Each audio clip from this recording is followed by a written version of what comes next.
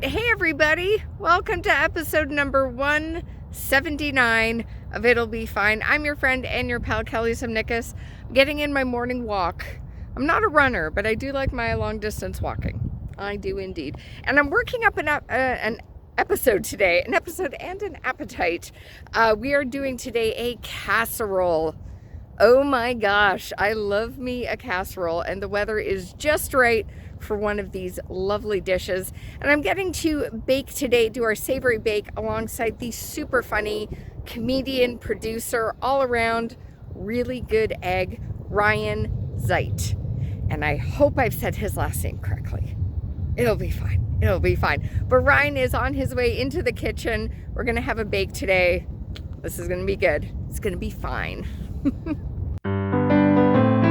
It'll be fine. It'll be fine. It'll be fine. It'll be fine. Are you guys excited for the casserole I'm making with Ryan? Oh, I think that one is. I'm not sure. Casserole? It's good. Guys, casserole. There's a lot of geese here. This is nuts. And here's what you'll need for today's bake. You're going to need cauliflower, butter, white button mushrooms, salt and pepper, breadcrumbs, Parmesan cheese grated, oregano, parsley, and of course, more butter. So how are we? Yeah, this is gonna be great. Hey everyone! Ryan, you got the memo. It's Gray Shirt Day! Yay! Hey, woo-hoo-hoo! Yeah, this is fabulous. I'm wearing green track pants, but he's not. I've got tan, beige. We're matching. We're gray socks, black socks. I don't know. Yeah. Well, yeah. As far as we can go. These are both made of wool, though. Yeah. Right? That looks like it's wool. Right? It certainly is, given the edge. Yeah, given the edge. But I'm super glad you are here today because we get to hang out and do something which, you know, when I think of Ryan, I think of mushroom cauliflower casserole. It was screaming. This was screaming your name. It's from this great cookbook called Cook, which I love for many reasons, but notably the fact that there's no accreditation in this book. I have no idea who came up with this recipe. I don't know. But if you can find this book, it's fucking awesome. I just don't know who invented this dish. The real reason we're making this is because Kelly suggested one dish. Yeah. I was like, yeah, let's do it. And then it was like a week before I was supposed to come, and I was like, actually, I forgot to mention I'm lactose intolerant like a fucking asshole. Then she came up with another one, and I was like, ooh, I don't like 3 ingredients in that. Can we make something else? And we settled on this. You're getting a fucking casserole, Ryan. That's what's happening today. She's punishing me with casserole. I love a casserole, and it's like. But you're also very white. I really am. I've done my DNA test. I'm pretty Swedish, which apparently no one else in my family is. So. I should hope one of your parents is. Well, someone. That's the thing, like about DNA or like however they pull stuff for ancestry. Like I've got a country in my breakdown that my mom and my dad do not have. So does that skip? Like, would that come from like a couple people down the line? That makes me believe that there's just like some intern there that just types random numbers in. Fuck it, she's not. They try and look you up on LinkedIn or something. They see a picture of your face. They're like, this is believable. She looks Swedish.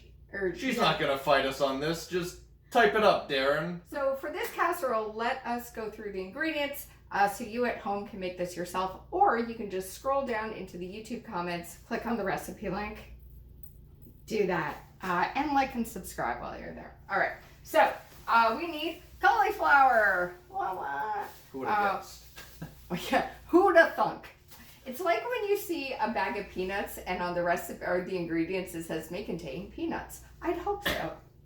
I hate, would hope so. I hate that as soon as I'm on camera, like I just revert to really shitty dad jokes. I'm actually like a pretty decent comedian on stage, but like I'm on a camera and I'm like, oh, I'm just gonna make every fucking dad joke I could possibly make in this half an hour segment. It kind of goes with the casserole, though. I feel like a good dad joke goes with a good casserole, you know? It's true. I think so. You need oregano, and you need parsley. Best dried. It packs a little bit more of a flavor punch, but if you have fresh, go you. You know, use that. I don't care. You need mushrooms. I guess choose your own. Do you have a favorite mushroom variety, Ryan? I'm just resisting to make a fun guy joke because we've established the dad jokes. I'm a sucker for a cremini though. I like a nice cremini. Yeah. Or like the portobello. Ooh, that's portobello a good one. mushrooms are like. That's good in a burger. Yeah. Oh, if you're in Toronto and there's a Holy Chuck near you, they do a really good stuffed burger, mushroom vegan burger. So good. Blue cheese. Mwah, amazing. You also need breadcrumbs. What? You can make your own or buy them. If you buy them, just have a lot of things to do with breadcrumbs, as I found out. We have butter. This is vegan butter because it was in my fridge and it's tasty.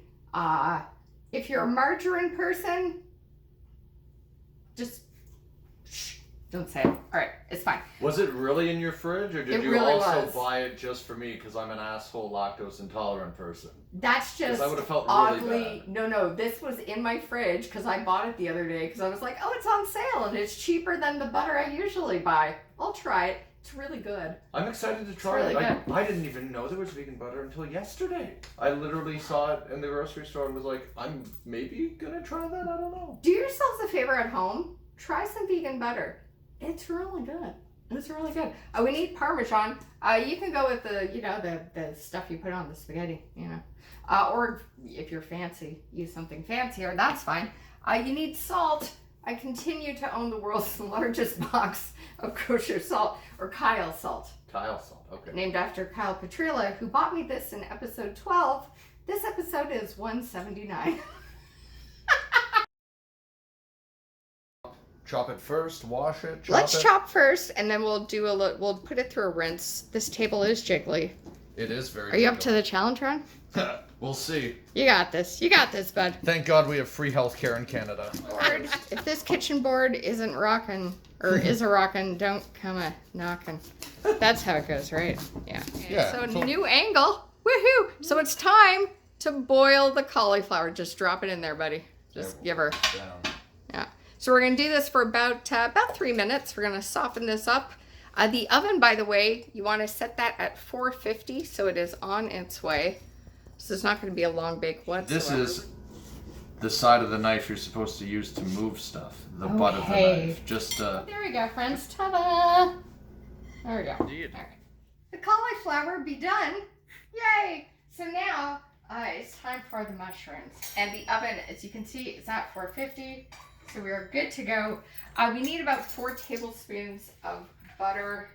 If you're using a stick of butter, cut the cube accordingly. I'm just gonna do this with I have guests, so I'm not gonna use my finger for this. But we're gonna get this nice and buttery and put all this in here. And again, we're using vegan butter for this part. Look at those mushrooms on the table. They're beauties. All right. So we're gonna do this, and we are going to saute. I think we got enough in here, probably. It's good. It's fine. It's gonna be fine, whatever you want to call this, Sharon. It's gonna be good. All right, so we're gonna get this going, and we're gonna take these. And if you want to come on over, we're gonna get this in here. Whoa, mushroom down. It's okay. I just lost like 3 cauliflower. It was actually 4. Shut up. Stop ruining the magic, Ryan. This is the Let's Pick on Kelly show. Every single one of your viewers is going to think I'm such an asshole. We're actually very close friends. He's okay. There you go. He's okay. So our mushrooms are sauteing. They're looking beauty. And now it's time to salt that cauliflower with Ryan. Oh, let's do it. Whoops. Ooh, Wow. Watch out. Walked into that. All right. Oh, nice. Ah. What Just- the viewers can't see at home is that there's salt all over your floor now. Sucks to be you. I'm leaving once this is made. Yeah, if you need Let's Ryan to throw salt on your floor, he's available for parties. I also probably put way too much of this in my hand because this Alright. is not as coarse as I thought it would be. All right, put the rest on the plate, buddy, there. It's just not. Yeah. All right, just do that there. All right, we are also going to add some pepper to this biatch. Oh yeah, get some motherfucking pepper up in here. Yeah, and it's going to look just like that. And we're almost ready to go to the oven. Sweet. Look at that technique. Beauty. All right, it's time for the mushrooms. Yay! On today's show. All right, so we're just spooning this on top of the cauliflower. This great sauce we got going. We're just gonna tuck that all in there. There we go. And now, friends, we're going to grab the breadcrumbs and the oregano and the parsley, which is set out right there. We're gonna very hastily do one hand. Look at this. Yeah. You got it, buddy. There you got go. It. All right, it's great. It's like art. We're making happy little trees. That's what we're doing. And Bob Ross. Have you seen the documentary about him? I haven't. There's a Is it good? documentary out. I'm afraid to watch it because I don't want anything bad to happen to Bob Ross. Like, was he a secret drug dealer? I don't need to know. I was just about to say like he was actually a coke addict. No, I don't think so. Anyways, so that's what we're doing. Then we are going to put this into the oven for approximately 15 minutes. Every oven's different, but the book here is saying you want a golden brown topping. You're going to put a little dollop of butter, get it in there, 15 minutes, 450. Woohoo! I got that. No, Wait, yeah, this one. no, let's, okay, yeah. Yeah? Yeah, there, yay! All right, so our casserole's in the oven. Once again, we're using the Cook Visualize the Perfect Plate book. Recipes by who the fuck knows. They failed. It's not in here. It's not. There's more than 850 recipes. And it's a great book. I love it. I know Paragon is the publisher. I know it was printed in China. They've got cover design, there's- internal design. There's no accreditation for I do like that they credit all of the designers though, because my girlfriend's actually she works for a book publishing company. She's a graphic designer. Maybe So- she can figure out who made these recipes. I don't know. I like how this is just like fuzzy, or it's my vision. I don't know. I don't know. It doesn't look fuzzy to me. Are we gonna go stroke?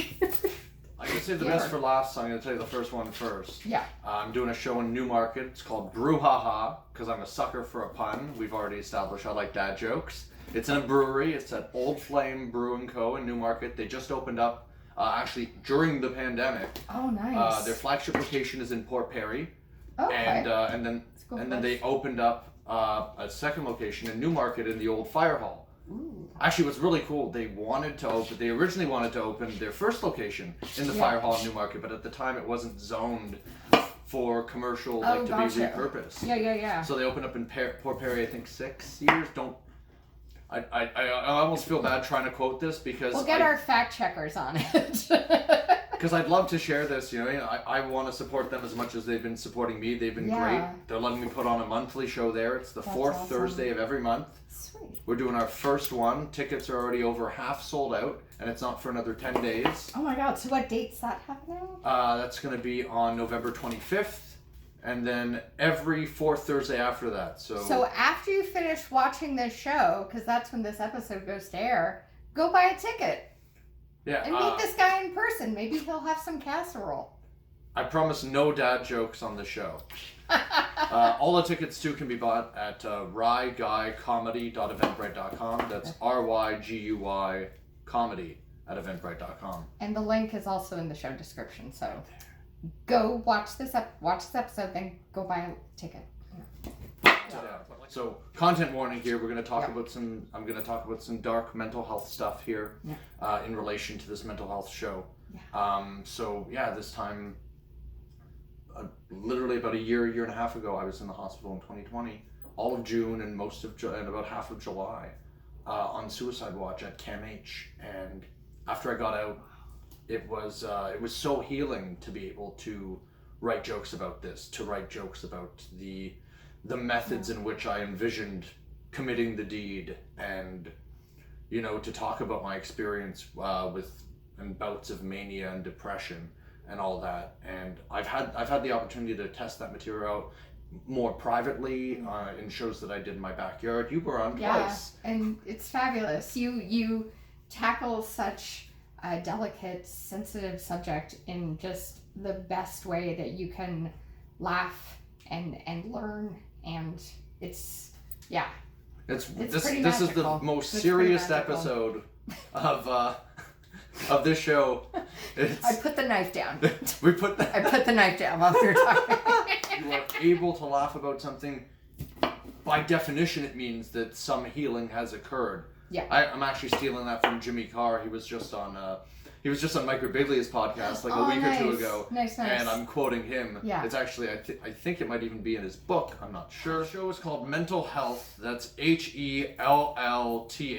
Again, sucker for a good pun. Mm-hmm. Mental Health. It's going to be at the Social Capital Theatre. That's 154 Danforth Avenue in Toronto.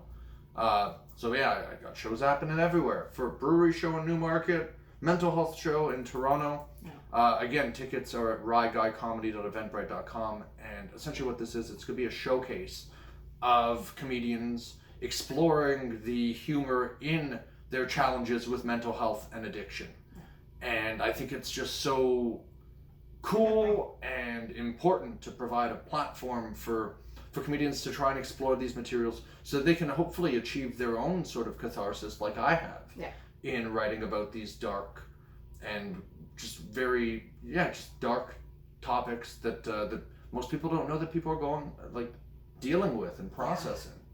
Oh,